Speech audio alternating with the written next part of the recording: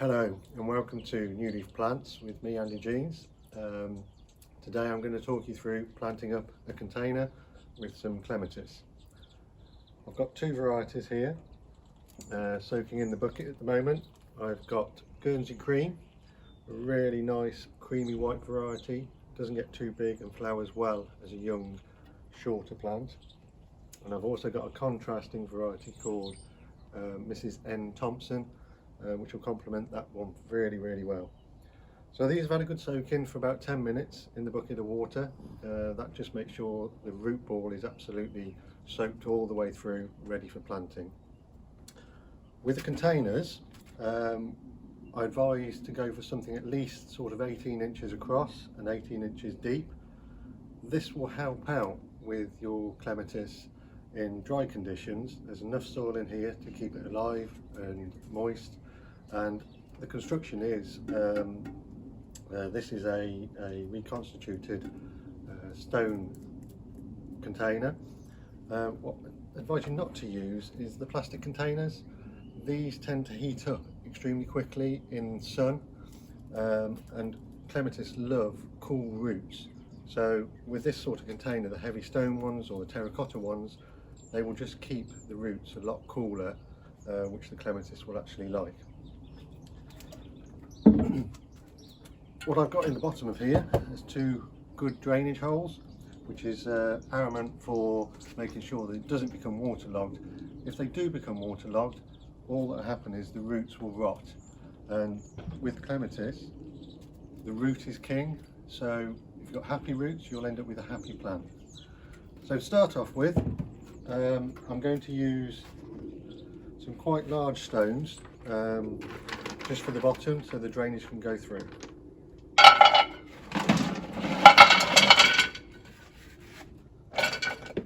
Just making sure I cover those holes up so none of the soil actually goes through.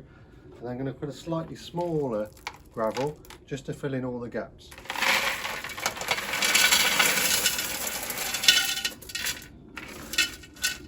Just spread that around, get that level at the bottom, and then we can start putting some compost in.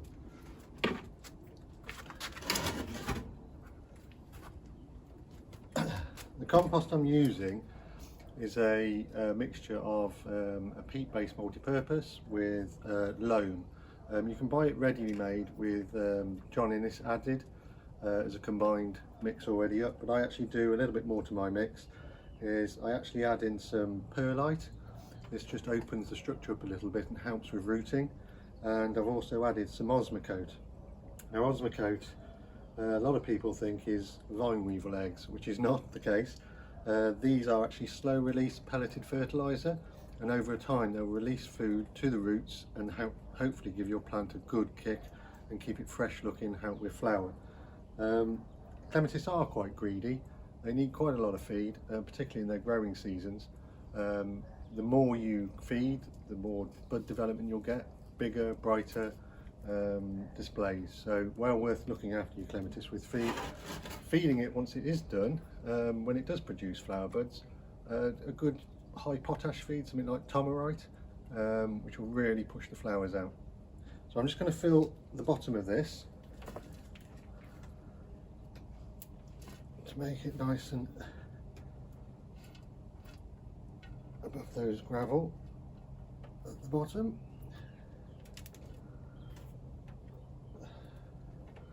Not too much because they're quite deep pots. Clematis are always grown in rose pots and quite deep pots, so make sure you've got enough room that you're not going to encroach over the top. So what we do, take this out of the water, let it drain.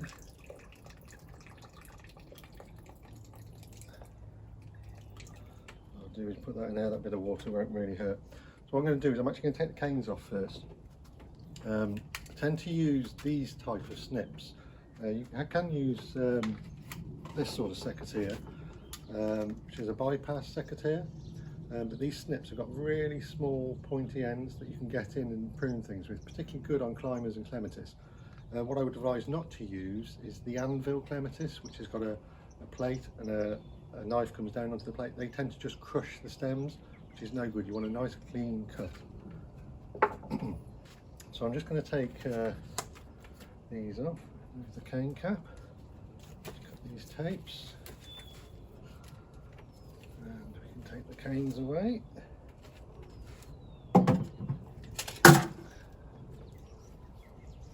What you're left with is a nice branch plant with a small split green cane, which we tend to use on all growing of all our climbers and clematis. It just helps to support the plant itself. You can see that it's put some nice growth on. There's actually some flower buds on these. But yeah, that's ready to plant now. So all we'll do is we'll just tip this over, give it a bit of a push at the bottom and a bit of a shake. And there we go. There's the plant has come out. I'm just going to position him. Now it's sitting about 6 inches below the rim of the pot. That's really good, because the deeper they are, the better they are. Because if there's any problems with your clematis and it tends to get knocked or it dies back, having a deep planted clematis, it will actually reshoot from the crown, and if it's protected under that soil level, it will just break and grow away again. So it's a bit of a banker way of looking after your clematis. So I'm just going to position it a little bit away from the outside and slightly off centre. We'll just quickly do the other one.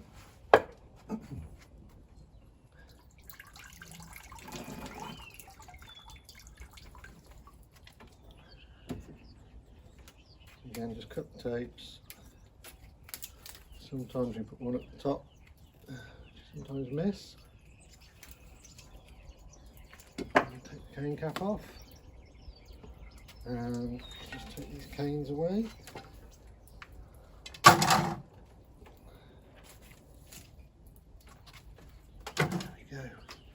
Now this one's put some decent growth on, and there are flower buds there, but what I'm actually going to do, which will horrify a few of you, is I'm actually going to cut this off to almost level with the top of this green cane. What that will do is it will encourage it to root, and that at the moment is what we need it to do. What you'll get is a stronger, bushier plant coming from the base, which will produce a better show. So be brave. I'm actually going to take it a little bit lower because there's a couple of leaf joints here. So I'm just going to take those back down to here, and there's another one there hiding away. So yeah, you've just paid quite a bit of money for your clematis, and I'm telling you to cut it off, but it is best. And then we'll just knock this one out.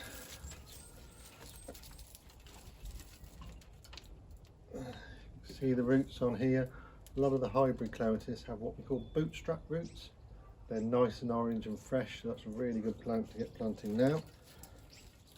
So let's put him next to his neighbour. Slightly angle them together. And again, it's nice and low in the pot. So if we do get any issues, we won't, I'm sure. But if we do, there's those banker roots below. What we do now is we just fill it round the outside with the compost.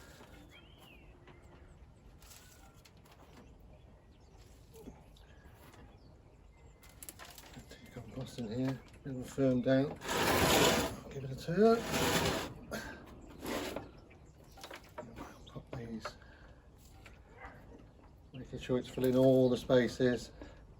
You've got a bit in there, just give it a good push down, make it nice and firm in there. Don't leave any air pockets. Just keep pushing down. When you water, it'll help push all the air out, and you can push down again. I would like to just make sure it's firm in between them as well, don't forget. And we'll just keep popping this in until we get to the top. I'm not actually going to fill it all the way. The reason why I don't do that is because if you have it level with compost, when you water your container, the water will just run off. What you want to actually produce is a bit of a reservoir at the top that allow the water to soak through. So, spin around again.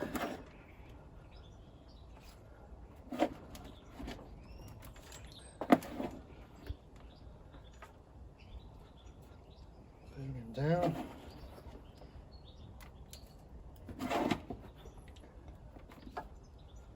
There we go, that's not looking too bad. A bit of a shake. That's looking okay.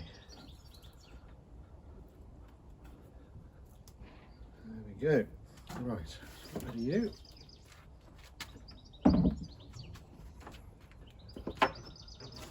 Right, so nicely planted. The crowns are right under the soil, which is protecting them.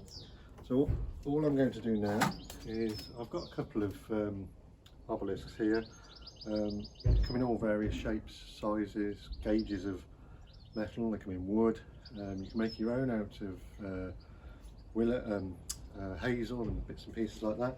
I'm going to go for this one, which is quite a nice, neat, bit obscure. It goes well with the container. And all you do is you just feed the plants just up the centre, making sure you don't break any on the way. And then you just push the obelisk down, so that bottom rim, a few trap there,